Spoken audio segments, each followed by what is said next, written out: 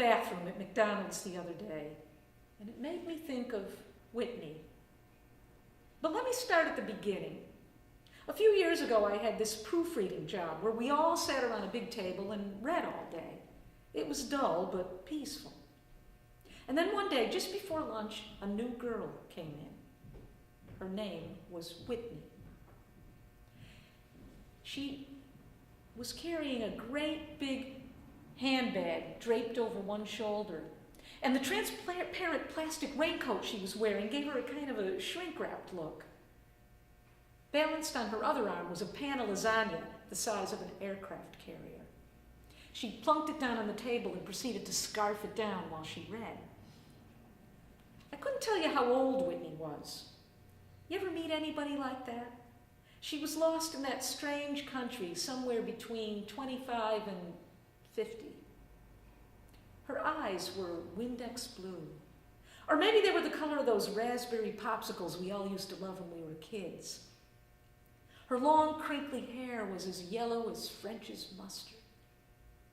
I never saw anybody so pale.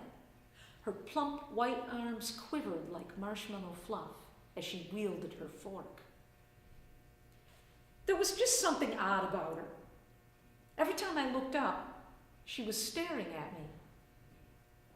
Finally, I said, "Do I know you?" "No, I'm from Cleveland." Well, later, during a break, we all got to talking about our favorite junk foods, and I began to talk about Underwood deviled ham. You know those little tin cans with the white wrapper?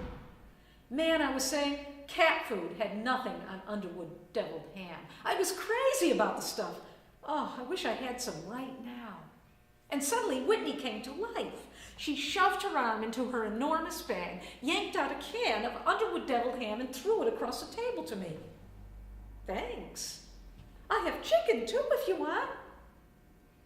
We all looked at each other. What was she, some kind of a trashy Mary Poppins? Then we all started shouting at once. "Twinkies, Pringles, Slim Jims, Ring Dings, Devil Dogs, Big Macs." It was beautiful. The rest of the summer zoomed by in a blur of brightly colored candy wrappers. Every day we showed up, eager and hungry, with wish lists clutched in our sweaty hands. But no matter what we named, nothing could stump Whitney. I began digging deeper and deeper into my memory, dredging up foodstuffs that I never thought I'd want to see, smell, or ingest again. Any of you remember the giant sweet tart? It was about as big as a yo-yo, and it functioned as a kind of a salt lick for kids, except instead of salt, it was sugar and some dyes and important preservatives. You could gnaw on one of those babies all day long with no end to it. They don't make them anymore, and yet Whitney seemed to have plenty of them in her bag. I can't say any of us really got to know Whitney. It wasn't that she was quiet. On the contrary, she whittered ceaselessly in a high-pitched monotone. But for the life of me, I can't remember a thing she said. It was as though even her words lacked substance. They slid through your brain like olestra. Thought substitute, content-free. By summer's end, we'd all gained at least 10 pounds apiece, and our dentist bills were piling up like crumpled bags of potato chips. When I wasn't at work, I was at home, vegging out on the sofa, pigging out on junk food and watching old reruns of Combat and Leave It to Beaver and the Brady Bunch. But one night, I had the strangest dream. I was crawling along a vast desert with white sand. I was so weak I fell flat on my face and swallowed a mouthful of sand, but when I spit, it tasted sweet. And I realized it was sugar. I was on a vast Sahara of pure granulated sugar, a kind of a desert. Well, eagerly I licked up some more of the sugar, and then I rolled over on my back to watch the sunrise. But there was something weird there too, because the sun was rising in the west. And instead of white, it was blue, and instead of one sun, there were two. And that's when I realized that I was staring into a gigantic white face. and they were the two blue eyes. Well, by now the two eyes were around high noon, and before long, an enormous pair of nostrils hove into view. I could hardly hear myself think with the moist nasal roar of those apertures. But moments before I could be snorted up into one of the nostrils, they moved on to be replaced by a gaping wet mouth.